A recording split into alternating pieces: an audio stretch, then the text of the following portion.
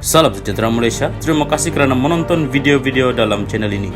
Sebelum kita mula, jangan lupa untuk tekan tombol subscribe, share, like dan komen. Let's go!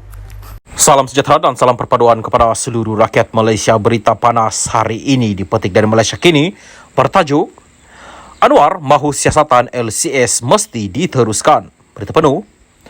Anwar Ibrahim hari ini menegaskan siasatan berhubung isu pembinaan kapal tempur pesisir LCS mesti diteruskan kerana pendakwaan peringkat awal sebelum ini tidak mencukupi memandangkan ia melibatkan skandal berskala besar dan ketirisan.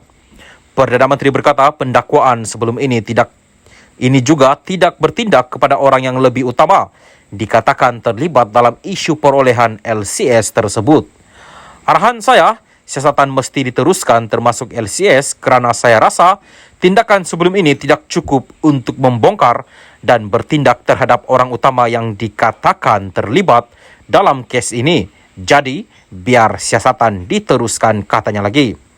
Ahli Parlimen Tambun itu berkata demikian bagi menjawab soalan tambahan Ahmad Fadli Syahari, PN Pasir Mas pada waktu pertanyaan-pertanyaan menteri mengenai keseriusan kerajaan dalam mengambil tindakan terhadap tata kelola yang tidak telus termasuk LCS. Anwar berkata perkara itu telah disampaikan kepada Suruhanjaya Pencegahan Rasuah Malaysia untuk tindakan lanjut dan badan berkenaan memaklumkan akan ada pendakwaan peringkat kedua. Dia juga menegaskan arahannya kepada badan-badan penguatkuasaan termasuk SPRM adalah menyeluruh. Sebab itu, ada Ketua Bahagian UMNO Shah Alam yang didakwa tetapi tidak difokus. Maknanya, sesiapa sahaja yang didapati oleh SPRM dan buktinya kuku oleh peguam negara harus terima kenyataan pendakwaan, katanya.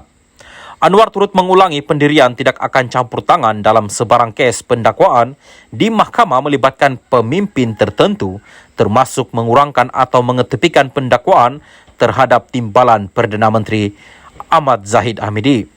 Selain itu, Anwar turut mempersoal tumahan yang dilemparkan oleh pihak pembangkang yang mengaitkannya dengan pendakwaan tertentu.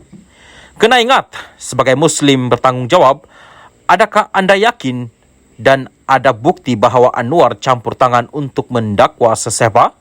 Kalau tak, ada itu zalim jawabnya. Guna nama agama dan fitnah orang, sebut nama saya.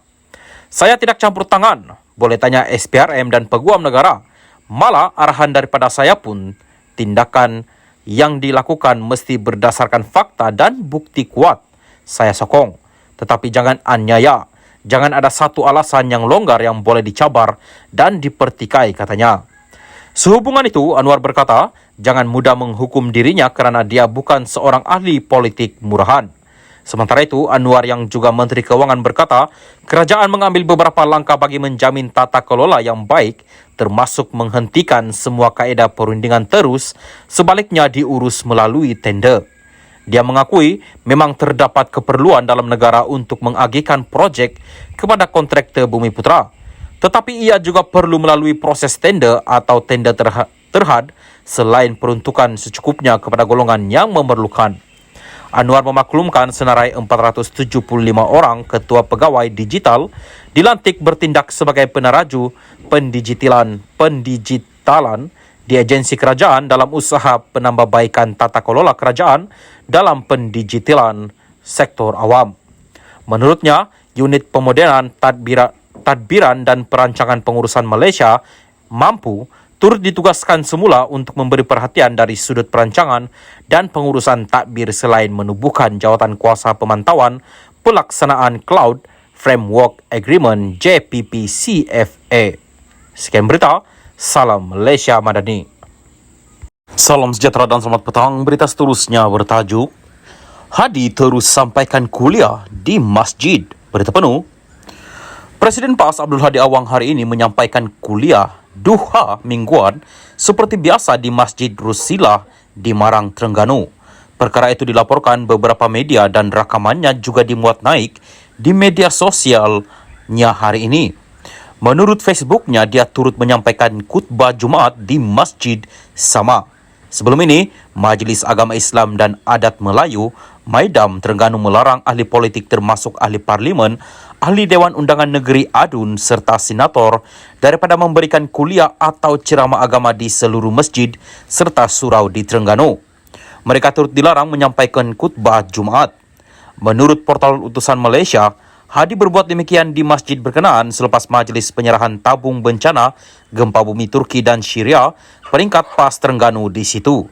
Berdasarkan maklumat terkini di portal-portal data terbuka sektor awam yang dikemas kini setakat 4 Mac 2021, nama Hadi tidak disenaraikan sebagai penerima tauliah negeri itu. Portal itu menyediakan pangkalan data kepada rakyat bagi mencapai dan memuat turun set data terbuka kerajaan secara dalam talian.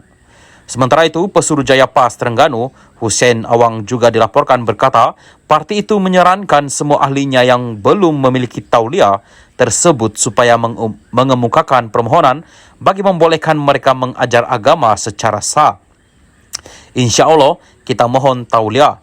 Ada yang telah mohon, ada yang dapat, ada yang tidak dapat, katanya. Arahan larangan tersebut yang bertarikh 2 Mac dikeluarkan susulan Sultan Terengganu, Sultan Mizan Zainal Abidin Duka Cita apabila ada ahli politik mengajar agama atau menjadi khatib dan imam solat tanpa kebenaran pihak berkuasa. Pengecualian diberikan kepada pemegang tauliah mengajar atau dengan kebenaran daripada Maidam. Hadi pada 4 Mac lalu menegaskan bukan menjadi satu kesalahan untuk ahli politik memberikan kuliah atau ceramah agama di seluruh masjid serta surau-surau. Sebaliknya, menurut Timbalan Pengurusi Perikatan Nasional PN itu, menjadi satu kewajiban untuk pemimpin bercakap mengenai politik Islam.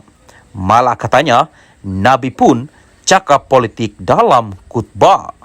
Sekian berita. Salam Malaysia Madani.